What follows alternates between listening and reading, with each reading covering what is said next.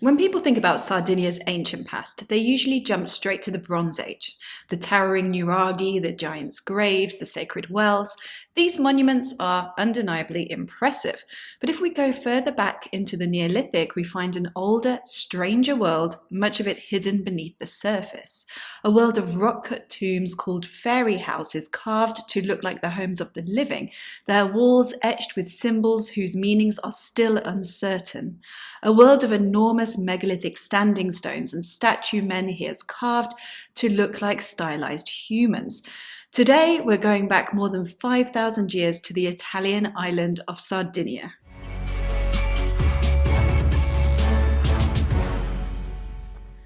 You can't go far in Sardinia without coming across a prehistoric site. It's absolutely covered in them. Many are UNESCO World Heritage Sites, carefully preserved and studied. Some monuments take a bit of effort to reach, requiring a hike into the landscape. Others are far easier to spot, sitting right beside the road as you drive past. And many more are preserved within established archaeological parks. Human presence here stretches back much further than these sites.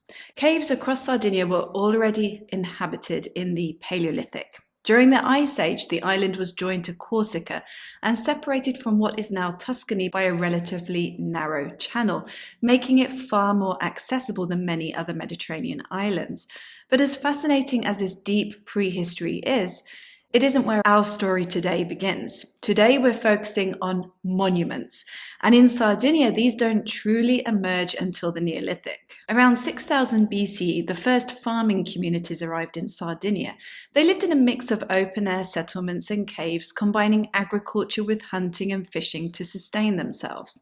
Archaeologists identify 3 distinct cultures during this early Neolithic phase, all sharing traits with contemporary communities across the Mediterranean, suggesting regular contact or exchange with nearby islands, Iberia, southern France, and the Italian peninsula. Burials from this period are often found in caves, providing some of the earliest insights into ritual practices on the island. Alongside pottery, these communities produce tools from obsidian. This is especially significant because Sardinia is one of the Mediterranean's primary sources of obsidian, particularly from the extinct volcano Monte Arci. In fact, much of the obsidian discovered at Neolithic sites across the region has been traced back to Sardinia, pointing to far-reaching trade networks. The only other notable sources of obsidian in the central Mediterranean are the islands of Palmarola, Lipari, and Pantelleria. During the Middle Neolithic, burial practices in Sardinia became far more elaborate. The Bonu Ingino culture began interring their dead in natural caves, gradually enlarging them into small necropolises. This culture takes its name from a cave near the sanctuary of Our Lady of Bono Ingino, where archaeologists uncovered distinctive pottery, often decorated with animal and human-shaped handles. They also produced a range of ritual objects commonly referred to as mother goddess figurines, though their exact purpose remains uncertain. Many of these were discovered at sites like Cucuru Sarus in western Sardinia, offering a glimpse into the symbolic and spiritual life of these communities. It was the later San Ciriaco culture, however, that left behind some of the island's most enduring monuments. Between the 4th and 3rd millennium BCE, they carved thousands of rock-cut chamber tombs across Sardinia. Known locally as Domus de Janas, or fairy houses, these tombs were often designed to resemble the homes of the living. Their construction continued under the subsequent Ossuary culture, extending into the Chalcolithic and even the early Bronze Age. Some Domus de Janas are relatively simple.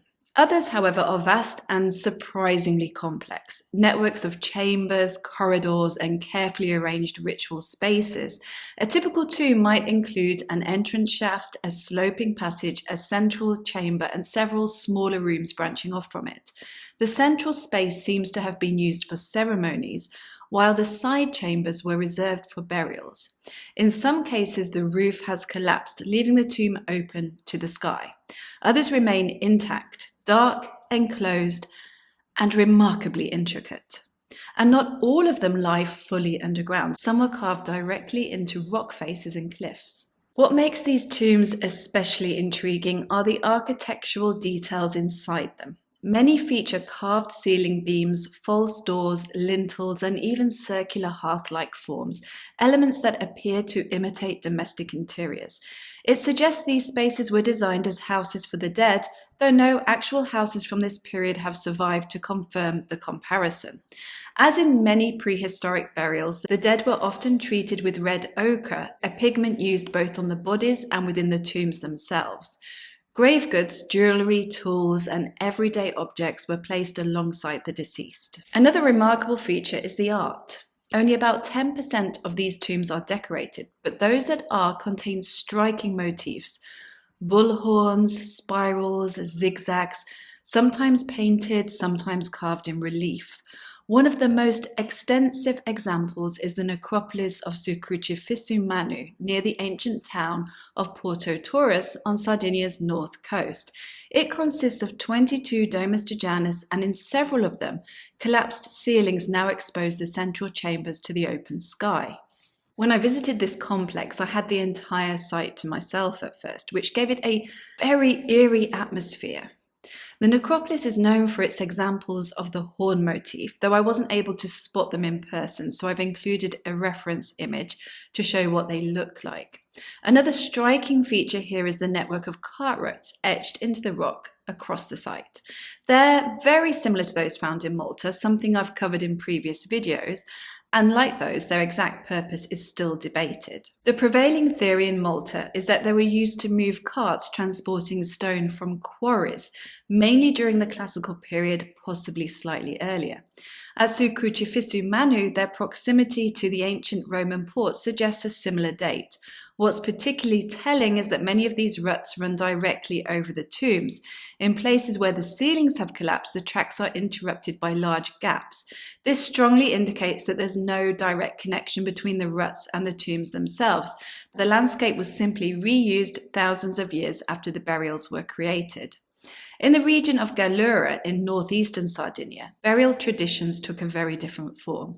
Instead of Domus de Janas, Neolithic communities constructed graves made from stone-lined kists, covered with earth and encircled by megalithic rings, as seen at sites like Limuri.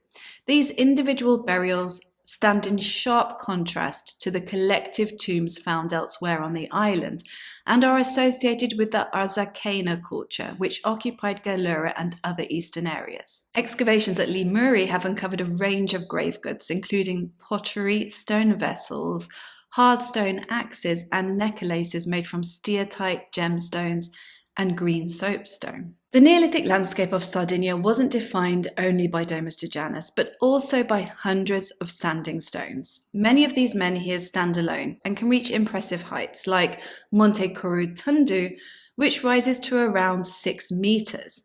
It was once even taller, but its top has long since broken off and now rests beside it. Although it appears isolated today, other menhirs are scattered within a few kilometers.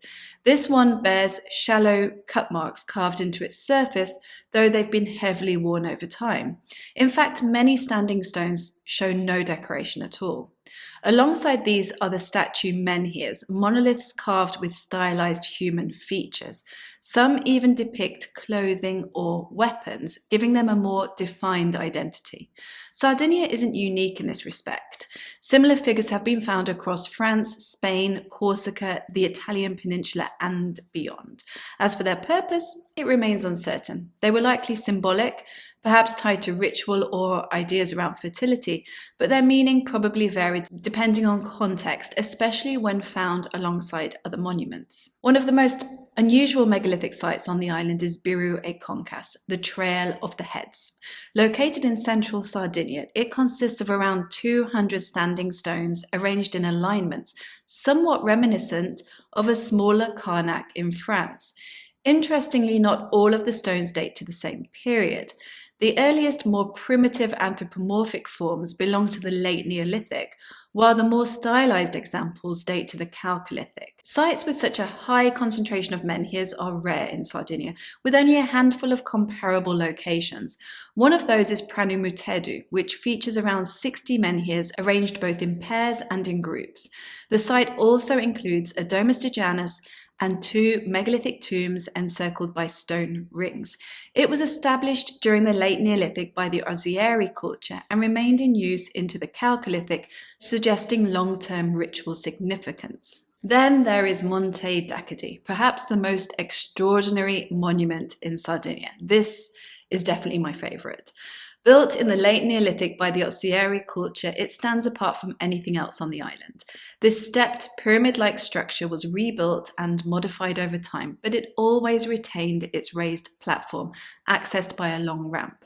Today, the summit is bare, but excavations have revealed traces of a painted structure, often interpreted as a temple. Evidence of animal sacrifice, particularly from the Chalcolithic, along with features like a nearby menhir, a carved egg-shaped stone, and a dolmen, all point to ritual activity. At various stages, the monument was surrounded by domestic dwellings, suggesting it served as a focal point for the communities living there. Some researchers even propose that the site began as a settlement centered around a menhir, with the monumental platform being added later. The ossuary culture, responsible for the initial stage of Monte Dacadi, represents the final phase of the Neolithic in Sardinia. They are known for their finely crafted ceramics, often decorated with intricate geometric patterns, as well as the continued production of so-called mother goddess figurines. When you step back and look at the bigger picture, Neolithic Sardinia was anything but simple. It was a landscape shaped by elaborate tombs, standing stones, and unique ceremonial sites, many of which are still not fully understood. What's particularly interesting is that there doesn't appear to have been a major genetic break when the Nuraghi culture later emerged. But that's a story for another time. If you'd like me to explore that in a future video, let me know in the comments. Thank you so much for watching, and I'll see you on the next video.